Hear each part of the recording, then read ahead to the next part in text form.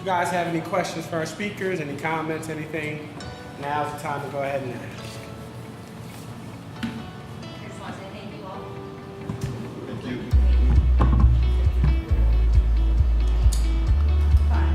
When did you start working on the prototype? Like how many years was it from buying Tupperware to having the product that you have to do right now? Well, I started about around 2005. That's when the concept came, and it started to blend that way. I mean, actually, the one that you see here is my third prototype. The first one was from a cloth backpack, and the second one was the actual one that I did with the Tupperware with the fiberglass and everything. And then, you know, you learn as you go. Now, I would like to also say that I didn't have the focus that I have on it now, or else it would have been done a lot sooner. But I just never stopped working on it. And I would also say, as a testament to you, one thing that I didn't mention is the bag. Obviously, it looks cool, but some of its functions are, the main function is that it can advertise.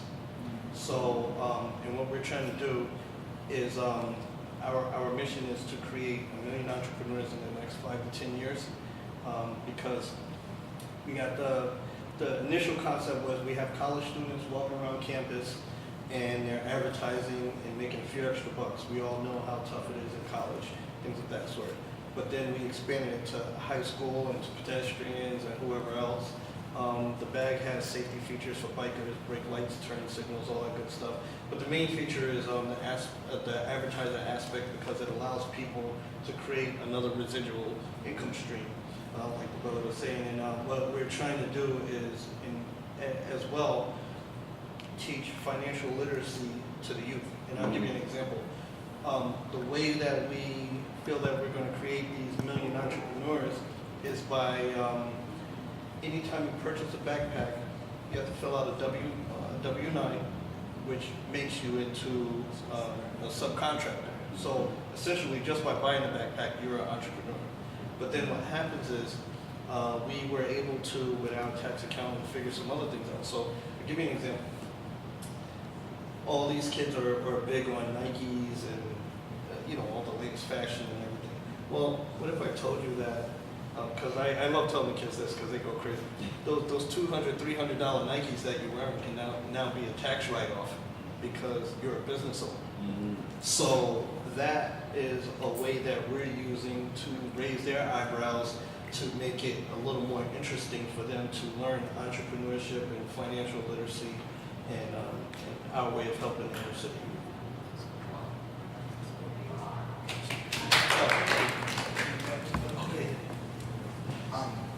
That's incredible.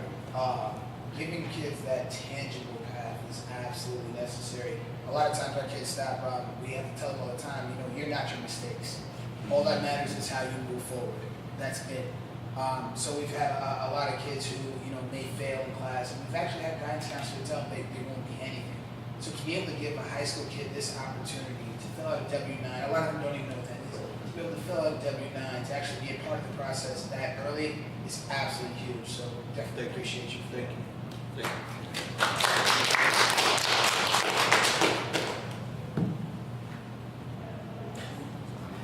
What's the youngest kids you work with? We work with my program, our Summer Youth Employment Program employs youth ages 14 to 18. But outside of that, we don't tell anybody no. So I don't care. We have a 7-year-old who's like, I want to do this. We're like, hey, come on in, bro. You know, you can work on emptying the garbage cans, and you can we'll make a little business card for him. And we're like, listen, bro, this is your business now. How are you going to keep track of your customers? Do you know what an Excel spreadsheet is? And we try to still plant seeds. You know, we never know exactly what's going to happen, but as long as we can plant those seeds and kind of grab their interest. One thing that's huge with them is, you know, fashion and stuff like that. So actually I have a t-shirt company, and we made this t-shirt, you know, JJP. So it's different when you can actually tell the kids, look, I made this, you like this? And we have them design their own clothes. We had kids, they made like Steph Curry hats and Steph Curry everything, and hey, whatever works. If that's what you guys love, go for it, you know what I mean? So this goes from age 14 to 18, but we try and meet them where they're at, so we don't turn anybody away. So like Will said, so I was a little under the weather, and I was trying to kind of back out as, and Will was like, oh, not you gonna come, bro. You gonna, I was like, I'm on my way. So again, pardon me, but so I have a question for the audience, because we're gonna get into it. I don't want this to just be a one-way thing. Do we have any inspiring entrepreneurs in the audience center, or do we have any current entrepreneurs in the audience? Okay, all right. So what are some of the business that you guys are trying to get into? What field? Awesome. Well, first of all, I'm Miss New York USA Ambassador, so I will be representing our state in Florida. So when it said 518 Speaks, I had to come out and hear you speak. Because I've been trying to communicate with more of our community. But my business is actually Bags and V. It started off as Be Live and V because I wanted people to believe in their vision. So I changed it to Bags and V just to make it a little more simple. It is a laptop USB backpack. So when I saw that, it was kind of interesting that we connected that way. I also connect with you because I do poetry. I also connect with you because I love children. That's what I do. So my platform, which has expanded from believing in your vision, is Be You Butterfly. Because what I find is everybody looks at the star. They look at the person who's made it. And they look at the person who's driving the best car or wearing what they want to wear. And they don't realize that's a process. And just like a butterfly, you have to start from a caterpillar, then you become a butterfly. So you have to transform. So you may have to crawl before you walk and walk before you fly. So today you guys inspired me to continue to push that message that sometimes you have to crawl before you walk and walk before you fly. So I love the fact that you said, I never turn someone away, because that's a problem. Some people, like he was saying, you get caught up. And I work a nonprofit. I'm an accountant for a nonprofit. So you get caught up in these numbers. You got to make these numbers. You got to make these numbers. And I did education, so it was really numbers driven. We actually got misquoted one time because they asked our attorney, "How do you measure success?" He said a whole bunch of stuff, but he made the one mistake and said, "We look at the number of students." That's not how we measure success. We measure success in each butterfly moment. I had a butterfly moment driving a Lyft car, talking to a young man, picked him up at the airport. He had an interview out in Saratoga. He was completely nervous. He didn't know what to do. Guess what he was interviewing for? A financial analyst. Wow. You can't tell me that God doesn't purpose your life or something. That one-on-one you spoke of, that is it. Sometimes you don't have to tell nobody what you did. Because that young man, not only did he get the job, he got what he asked for. Because he listened. And that whole ride, he asked me question after question after question after question after question after question. He went in there and did everything. He said, I did everything you told me. He said, I'm leaving it there. Now, like you said, he was an unlikely person. This was an Asian American. We think they know everything.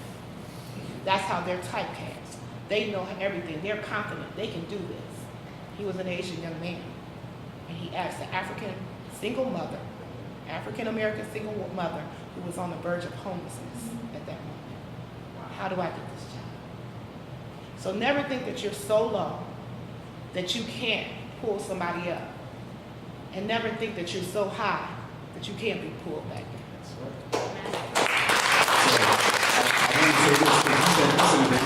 You said, to be the caterpillar to the butterfly, you said transformation. She didn't say change. A lot of times we focus on change, right? And change could be, caterpillar small than being a bigger caterpillar, right? But transformation is into that butterfly to not be able to return to what you once were, right? So I think that's really big. And like I said, I had this whole talk planned out today. I'm gonna blame it on the cold medicine. But when I got down here, I said, man, these brothers, I just went in a different direction. And, as an entrepreneur, my business is an education consultant. But in part of my story, I don't know if you know that, I said I went to alternative high school. And some of those same teachers and same counselors, when I'm doing trainings at PDs, are still working within school districts. And guess who comes in to train them? The same other day who said, oh no, you gotta get out of this school. You get what it is, you know? So I want to share that to say, yeah, because we all have transformed and I've been so grateful to be transformed. And when I'm sharing on stage with brothers like this, man, I know I did something right. So I'm extremely grateful for all of y'all.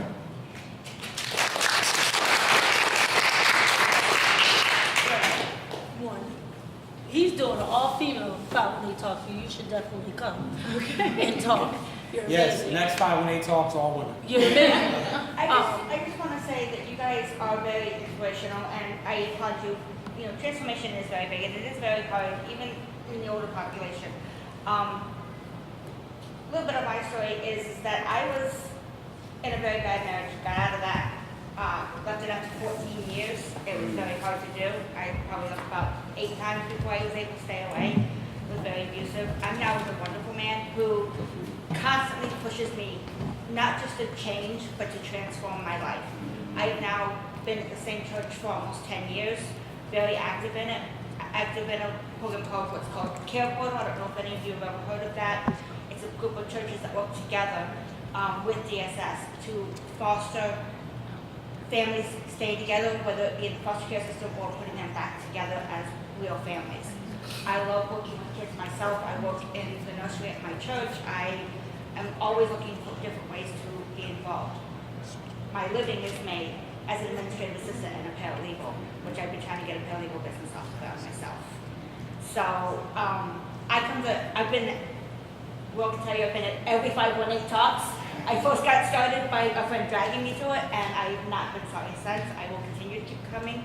I've met a few of you before. You guys are all fabulous, and I love every one of you guys for everything that you do for the community and for the general public. Thank you.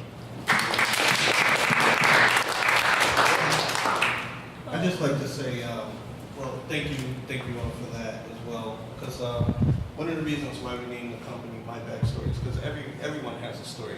You have a story, I have a story, you have a story, and the degrees may differentiate on how severe it is, but as this gentleman was saying about his why, everyone has a why, and you be true to yourself to keep yourself motivated. Just to give you an example of one of my whys, when I was in elementary school, I won't say that it was direct racism, but you know, I was one of those kids that were told that we weren't going to amount to much, and I could see where that could have caused me to rebel and be sort of a troublemaker, just to fulfill what, oh yeah, I'm not going to be nothing. Well, I'll show you how bad I could be. And you know, I think about it now, and I understand that there were things I didn't understand back then. But one of the things that really motivate me now, because it hurt me so much back then as a young kid, was, you know, get these scholastic book readers in school, where you know you just pick some books out and you pay for it and you get the books. And the one book that I was so interested in was the Guinness Book of World Records. I've always been fascinated with stuff like that. So I get you know, I mark it off. This is what I want. $1.75 for the Guinness Book of World Record. And for the teacher to stand up in front of class and mock me like, sir, you can't afford this. You know, it's $1.75. And she just gave me the business. You might as well just throw that in the garbage. I just wasted paper giving it to you for you to mark it off. And you know, the thing was, you know, I went to my parents, and at the time we were very poor and stretching like everyone else. So my parents couldn't really do it either. So it kind of fueled what she was saying. And you know, I had such bad blood with the teacher that, you know, I got left back in her class. But I remember one time we had a pool party, and we had to carpool, and I had to ride the truck. So I'm saying that to say this. When I had a business before, like I said, my video production company. I was doing very successful, doing very well. And one day I went to a store. I was in my hometown, because I'm from the Bronx. And I was in a store, and I bumped into her. Now, to my delight, we're talking. I'm a grown man now. I'm successful, so I'm feeling good. Like, you can't tell me nothing. So we're talking, and we're both on the way out, and it was just like a God thing that I had just purchased a Lexus Jeep, and it had just came out, and so I had this Lexus Jeep, and incidentally, when I parked it, I had parked it right in front of another Lexus Jeep, which was a lot older.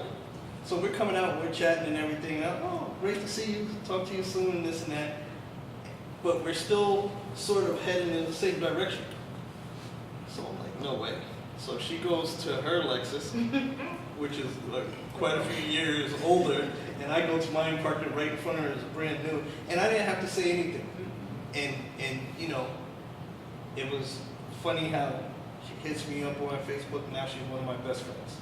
And you don't have to turn around and use malice or envy or any of that stuff against people. Your actions speak louder than words. And that's why our mission is to create these entrepreneurs with kids, because kids may not understand balance sheets and everything like you said. We need to teach them that. Mm-hmm. But they do understand things like, oh, so you mean I could get a free pair of Nikes just by, you know, do it in whatever method you have to use to pull them in to get them engraved in it, and then you could slowly feed it into them, then that's whatever measure you use. And it's a beautiful thing. All the gentlemen up here, I really appreciate it. Will, and thank everybody for coming. Last question. I got a question for y'all, right? Because I'm just standing over here admiring y'all greatness. I appreciate you.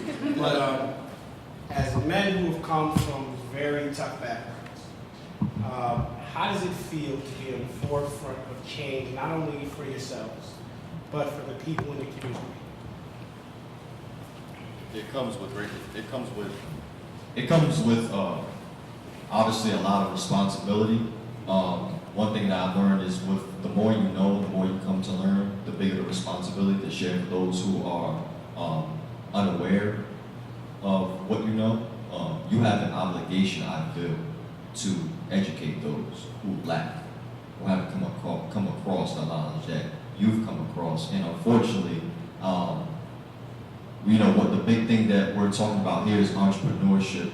And one thing that I've experienced as an African male is that within the community, we have this very selfish mentality instead of a selfless. So I feel like at times, speaking for myself, when I talk to people such as you, Damani, and others, and I show them I'm very selfless, it's eye-opening to you because I'm 26 years old. You know, I've been fortunate to come across mentors that, you know, have been very influential, and also I've been able to come across books and other things that have shaped my mentality. But it definitely comes with a lot of responsibility, I feel, and there's some tough times, but like the Mike said, you know, if the rough ain't road, it ain't right. So. Absolutely. Yeah, absolutely. What you were saying, it is absolutely an obligation. I don't think there's any two ways about it. I think we have the skill set. We learn things that a lot of people didn't teach us, and at this point, it's if we don't, who will? We cannot wait for other people. We have no time for that. And if we are the ones that are capable, who are we if we don't? If we don't teach the kids, if we don't help them. A lot of times the road, it does take a long time, things like that. I tell the kids all the time, champions are made when nobody's looking. You don't see LeBron in the gym every single day, but I bet you he's in that gym every single day. And that kind of thing. So I absolutely believe it's our obligation. With the whole Batman thing, you know, I love my city. I believe when bad things happen to you, you go two ways. You can be mad and say, you know what, I'm going to take this out of the world. Or you say, I'm going to make this better so nobody else goes through that. It's those two things. I keep my young guys with me because they're my Robins. I want them to be better than me one day. And I absolutely believe that's our duty. And that's why me and all these guys, we click, you know, it all makes sense. We all feel the same way. So, hey, fellas, before we get out, I salute every last one of you guys. So to answer your question, for me, it feels great. It feels great. So, you know, doing a lot of community work working with young people for a long time, you know, people come to me and they say things like, you know, they're like, oh, it's, you're so selfless. It's so good to watch you give. And I get embarrassed when people talk to me like that because it's not selfless. I get such a gratifying feeling. I got 2 sons, and they look up to me and they're proud of the things that I'm doing. You know what that feels like? Like, that's dope. So it feels really good. And when we talk about even the trials and tribulations, man, I stand on the shoulders of giants. My grandfather was a brick mason who built his own house. You know what I mean? And my other grandfather was he was into blacktop and construction, and he couldn't even read. And he'd go into places and people would call him boy and nigger and treat him crazy. I mean, after my grandfather came back from the war, people were spitting on him. So I stand on the shoulders of these great men and these giants. So it's just like, man, it is, there's some work to be done. It is a rough road, but it's pretty easy, man, when I do it by comparison. So it feels great for me, man. And I'm just super blessed and happy to be, to have the opportunity to do so. How does it feel for you guys when you create events like this wonderful one and you get words from your community saying, I'm gonna be there, and then the output is not there? He was, if y'all gonna take that. Well, I'll say it like this. It's one of those things where, like Kevin Hart said it best, a lot of times when you have a mission, you have to go there. If there was no one in this audience, if there was one person in the audience, it doesn't matter. I would still speak to these chairs the same way because I'm putting energy out. Whether it hits your ears or it hits the air, hopefully that energy will take flight and fly out and instill somebody. And no matter what, every time that I say something, I'm not only trying to convince who I'm speaking to, but convincing myself. So it's mentally exercising myself on how to better myself. And that's the way it is. So whether this thing was packed to the hilt where people are standing outside around the corner or how it is now, it's still a beautiful thing because this is what's instilled in all of us to help the community, to do different things and inspire. So when it's built in you, it doesn't matter of the outcome of the audience, in my opinion. Real quick. I understand that, in the entrepreneur thing and community work, we're playing a long game. We understand this is not going to end overnight or anything like that. We have a lot more days and nights we're going to put into this. I also understand that I wasn't always who I am right now. There was a lot of times when I didn't do anything constructive with my life. I just played video games and that's it, So I understand we have to meet people where they're at. We give them every opportunity. And I absolutely believe eventually they'll come out, but we have to maintain that consistency and make sure that we're putting that and giving them opportunities to come to. Because if we stop doing this, then they have nowhere to go. Then it's a wrap for real. So,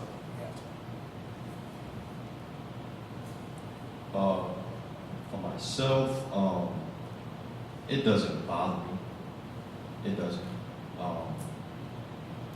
It's interesting that you asked that because I remember last year, I think it was, I'm not gonna say we, meaning the community, organized an event. It was a black male depression forum, and I invited Damani and I had William be the host of that. And we had about 4 people show up to that. And internally, I felt good because to me, it's not about the numbers. If you have true intentions, great intentions for what you're trying to do with something like that, then when the numbers come and it's that low, it's all right with me because as long as one of the 4 people that were there, that were present, got something out of it, and they're willing to go out and share that with others, and it becomes like a wildfire. That's how I feel about that. And I also want to touch on we also talk about the youth a lot here tonight.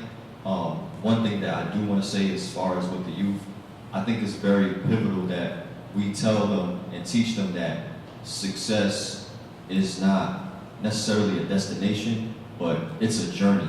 And I don't remember exactly who said it. Oh, a brother right here, he said about LeBron James shooting in the gym. We don't see that. We need to make sure that we tell them that there's going to be a lot of work that needs to be put in, because if we don't, then their motivation is going to be so completely wiped out fast. But when it comes to having these events here, whoever comes, but I just hope that whoever's here takes something out of it and shares it with others, and then that'll generate, I guess you could say, the publicity, and we'll have more people here.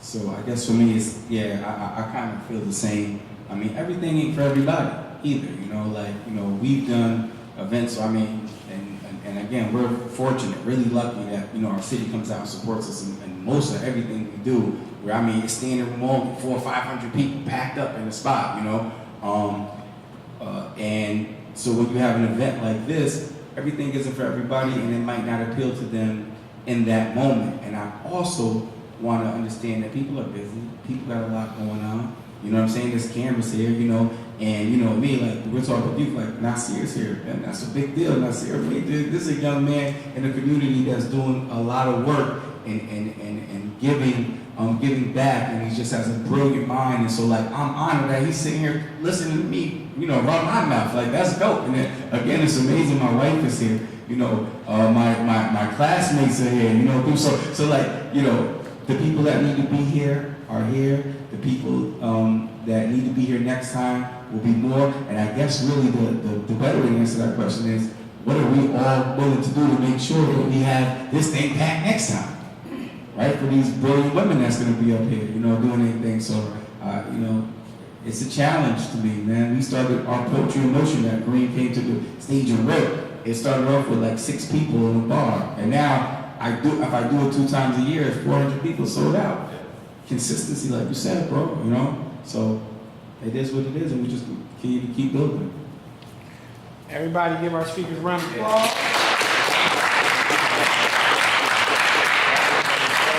Thank you guys for taking the time to come out to 518 Talks. Please follow us on social media, Facebook, Instagram, follow our YouTube page. For upcoming guests, you'll see the videos that'll be up there on the YouTube page. Also, please check us out on all streaming services. The 518 Talks podcast as well. A lot of great content, a lot of great. Damani was a guest on the podcast as well. I don't know where Jeff is, but let's give him a round of applause.